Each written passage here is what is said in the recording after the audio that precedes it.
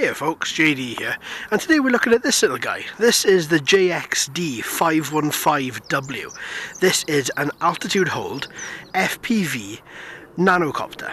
Look at this, but then, to be honest, even though he's nano, look at the size of him. He's the size of my hand, he's pretty large. This is certainly a lot bigger than some of the other nanocopters we've recently flown. So, a couple of things I've done just before we set off. I've ensured the battery is in and everything is locked down tight. That is quite a job considering there's not really a lot of room here for the cables. But the battery does fit with cables inside. The bottom does snap on and locks into place quite nicely. Is with other nanocopters, once we plug them in, they've turned on. This has got an on and off button, so you haven't got to worry about the lights coming on automatically and blinding you once you plug in the battery. The Wi-Fi antenna sticks out through the back there. It's quite nice and straight. Obviously that's not going to get in the way of anything, so you haven't got to worry too much about that.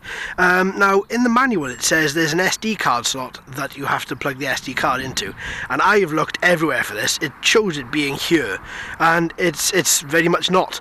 I'm guessing that would be for the other model. This one I'm guessing you would record directly onto your phone. So, a couple of other things to mention about her as well is once you turn her on, you have the blue LEDs on the front and the white LEDs on the back.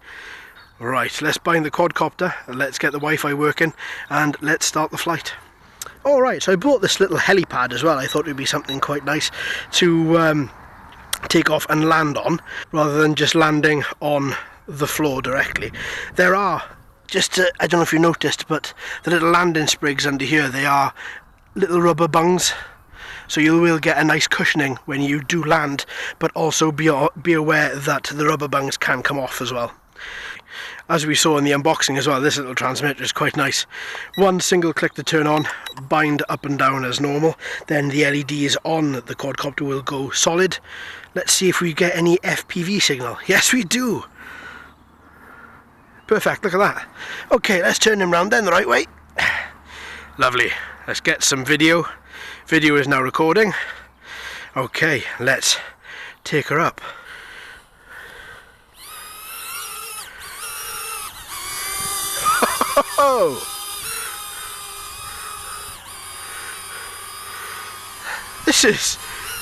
This is quite nice. Look at this. So, first impressions, motors aren't very powerful. We have less than a 2-mile-an-hour wind here today, as you can see from the trees in front, not moving at all, and this thing is really finding it difficult to try and cut through the breeze. But FPV looks to be working really quite well. Altitude hold also works quite well. This is quite loud, but there are so many different sounds coming from it. It's not just like one high-pitched scream. There are quite a few different sounds coming from it as well. Let's add a bit of trim on this guy. He's still pulling back a little bit. That's better. Right. Okay, so this guy can do some flips. Let's see what he's capable of. Oh, that's quite sweet. I had to be at a slightly higher altitude than that in order to successfully pull that off again.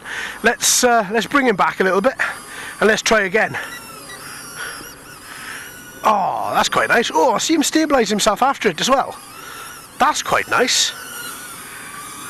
All right, little guy.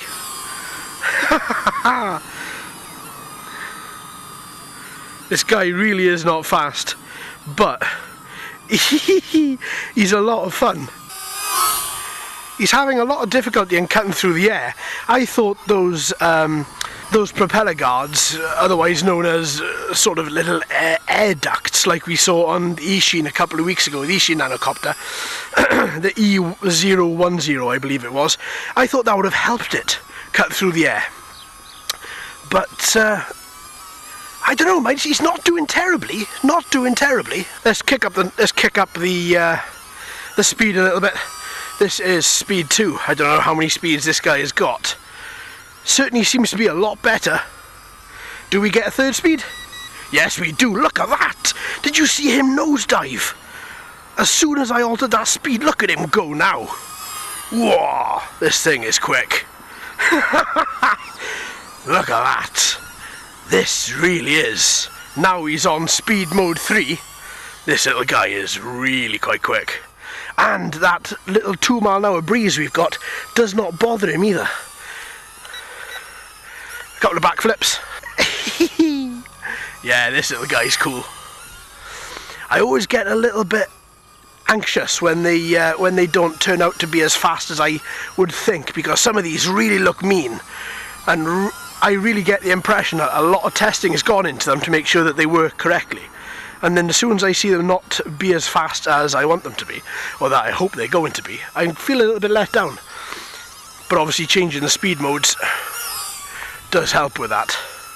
And this little guy really is showing off really quite well. Okay, now it did say that this is automatic landing as well. So let's just leave him there for a second, and let's see whether... I've just pushed the landing button here. Look at that. I don't know how well you saw that from me holding up the transmitter, but let's try it again. Let me just show you. Up we go. So then what I'm going to do is I'm going to take her up a little way, like that. And then, and I hope I've got both the things in the frame, I'm going to click landing. Look at that. Almost perfect landing. Really nice and controlled. That is quite impressive. I'm sure it's the rubber bungs that are helping with that. With those little air ducts / propeller guards on them, forcing the air through a particular way, he really does seem a lot more stable than some other nanocopters. I mean, look at this when I turn him. Sorry, I had to take him down for a bit of a landing there. Oh, I think that's the battery. Yeah, that's the battery, folks. We got nothing more out of that, unfortunately. Oh, that is such a shame, because this little guy is great. Right, okay, let's take him up for a verdict. Well, folks, this little guy started off a little bit rocky, started off very slow, but obviously then as we crept up through the 3 different speed modes, from slow to medium to fast, found out that this guy performs a lot better than what it shows when it first comes out of the packet. We've had roughly 8 minutes of battery life, which is thereabouts what you should be getting out of this little guy anyway. All in all, I'm really quite happy. It really wasn't, you know, it's quite difficult whenever you start to fly a nanocopter, because you think, right, is this thing going to really blast off and you're going to lose it, or is it going to creep? This thing crept, which is really quite nice, because then you can up the speed on your own terms once you've got the hang with how to fly it.